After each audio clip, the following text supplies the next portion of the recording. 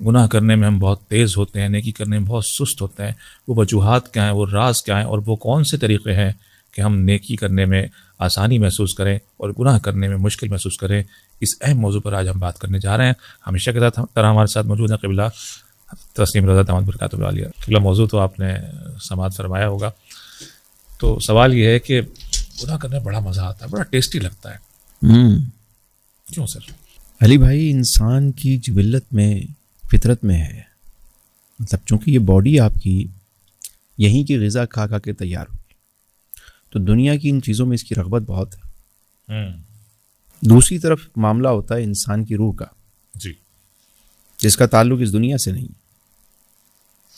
وہ ہے تو انسان کے اندر، جی، باڈی تو یہیں سے بنی ہے، تو اس کی ڈیمانڈ بھی انہی چیزوں کی ہے. واہ واہ، بہت اہم بات. واہ. اور روح جو اس کا تعلق یہاں سے نہیں ہے، کہیں اور سے آئیے.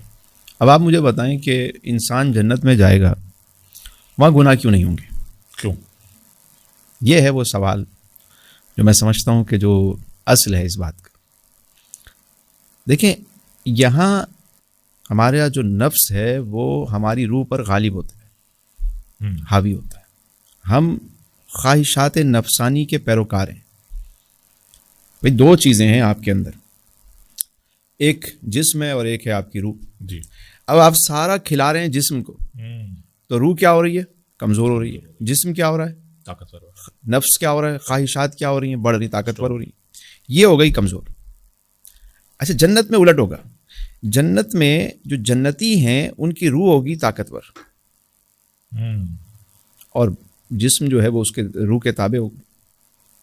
اور اگر دنیا میں کوئی یہ بیلنس کر لے تو یہاں بھی گناہ چھوٹ جائیں گے اس کا، کیونکہ روح کی غذا الگ ہے اور جسم کی غذا الگ ہے. نفس مانگتا ہے، خواہشات ایک گناہ پہ لگائیں گے، وہ اگلے دن آپ کو نیا آئیڈیا دے گا، پھر اس کی طلب مزید بڑھے گی، پھر مور مور مور مور کرتے ہوئے وہ آگے بڑھتا چلا جائے گا. لوگ کہتے ہیں مطلب جتنے بھی گناہ جن سے ہمیں روکا جاتا ہے وہ کرنے میں کوئی پرابلم نہیں ہوتی اور ہم آسانی سے کر لیتے ہیں، لیکن نیکی کرنے میں بہت دقت محسوس ہوتی ہے. اس کی وجہ ہے نا کہ جب آپ گناہ کی طرف جاتے ہیں تو آج ہمارا معاشرہ ہے وہ آپ کو سپورٹ کر رہا ہوتا ہے. جب میں لذت گناہ کی طرف جاتا ہوں، جی، تو ہر چیز میرے موافق ہو جاتی ہے. یعنی میرا نفس تو چاہیے ہی رہا تھا. جی. اب جب میں چلا ہوں تو معاشرہ بھی ہمارا اسی طرح کا ہے جو سپورٹ کر رہا ہوتا ہے ہمیں. جی، صحیح ہے. تو ہر چیز ایک طرح سے معاون ہوتی ہے آپ کی. صرف ایک آپ کا ایمان ہے اور جو ضمیر ہے آپ کا، جو دل کی آواز ہے، وہ آپ کو ایک دفعہ آپ کو بتاتا ہے کہ یار تو غلط کر رہا ہے، اچھا نہیں کر رہا. اچھا چھوڑ، کون دیکھ رہا ہے؟ پھر سمجھا، چھوڑ، کون دیکھ رہا ہے؟ اب گناہ کرتے کرتے، لذت بڑھتے بڑھتے، دل سیاہ ہوتے ہوتے، روح آپ کی جو ہے وہ مطلب سکیف ہو جاتی ہے، بھاری ہو جاتی ہے ایک جگہ، اور نفس حاوی ہو گیا. اب انسان وہ خوف ختم، ڈر ختم، وہ اس کی روٹین ورک ہے، وہ یوز ٹو ہو گیا وہ. لیکن وہی شخص اگر نیکی کی طرف آتا ہے، جب ادھر جا رہا تھا تو ہر چیز موافق تھی ادھر، لیکن جب ادھر آنے لگا تو ہر چیز اس کو کھینچ رہی ہے. اچھا ایک اور بات، جی، جب ادھر جا رہا ہے تو یہ مطلب یہاں سے کوئی چیز تو اس کو کھینچ نہیں رہی. ایک ایمان ہے جو اس کو آواز دیتا ہے، جو سمجھاتا ہے، جو اندر کا اس کو تو وہ دبا دیتا ہے، چل پڑتا ہے، ٹھیک ہے جاؤ. یہاں سے تو کوئی نہیں روک رہا اس کو. جی. لیکن جب وہ ادھر آنے لگتا ہے تو ساری چیزیں اس کو روکتی ہیں. تو اب اس کے لیے مشکل بہت ہے، پریشانی بہت ہے، دقت بہت ہے. بھائی کرنا کیا ہے؟ کوئی حل بھی تو ہونا چاہیے. اب اتنا مشکل راستہ ہے تو کوئی کیسے جائے؟ جگہ جگہ مائن، قدم رکھو تو بندہ چکرا جائے. ایسے ہی. تو بھائی جائیں کیسے؟ اتنے خطرناک ادھر ہے، اور ادھر تو اتنا فرینڈلی ماحول ہے، اتنا مزیدار ہے، تو ادھر کیوں جائیں؟ اور جائیں تو کیسے جائیں؟ ایک راستہ ہے. کیا فرمایا میرے محبوب کے طریقے پر آ جاؤ. سبحان اللہ، سبحان اللہ. میرے حبیب کے طریقے پر آ جاؤ.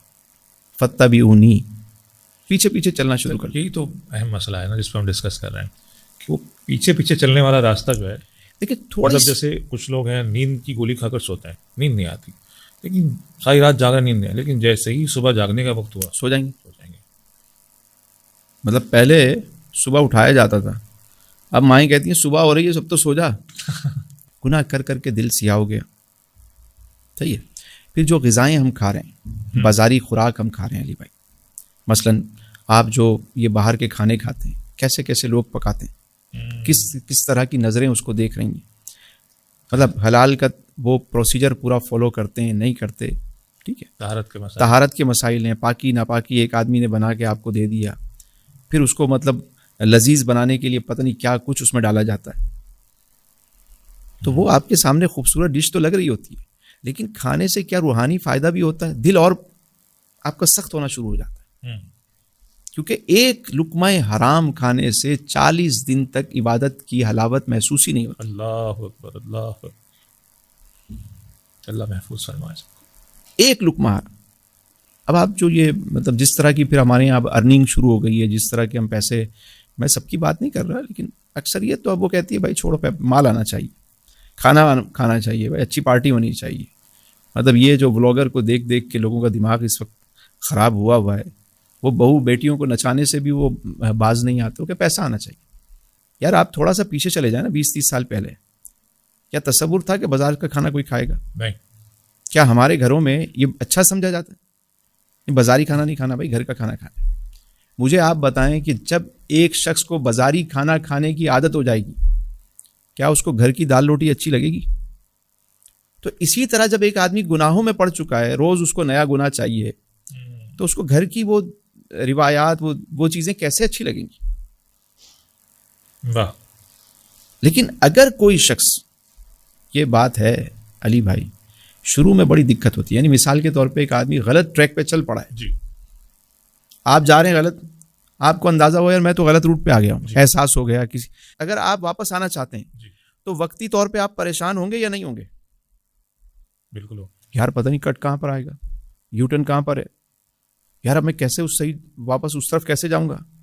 لیکن اگر آپ نے سوچ لیا، تھوڑی دیر تو آپ پریشان ہوں گے، ڈھونڈیں گے، یہ کریں گے، وہ کریں گے، ہو سکتا ہے آپ کو ایکسٹرا فیول لگے، بہت زیادہ گھومنا پڑے، چورنگی گھوم کے آنا پڑے، لیکن جب آپ ایک دفعہ آپ صحیح ٹریک پہ آ جاتے ہیں نا، تو آہستہ آہستہ جیسے جیسے آپ منزل کے قریب آنے شروع کرتے ہیں، تو آپ کے اندر ایک اطمینان، سکون، راحت شروع ہو جاتی ہے۔ یہی وجہ ہے کہ جو لوگ گناہوں سے نیکیوں کی طرف آتے ہیں نا، شروع میں پریشان ہو جاتے ہیں، کیونکہ وہ اچانک کوئی کھڑکی کھلے، ایک جگہ بند پڑا ہوا ہے پورا گھر، تعفن ہے، بدبو ہے، اچانک کسی نے دروازہ کھول دیا، یار یہ تو ایک دم پریشان ہو جاتے ہیں، یہ کیا ہو گیا؟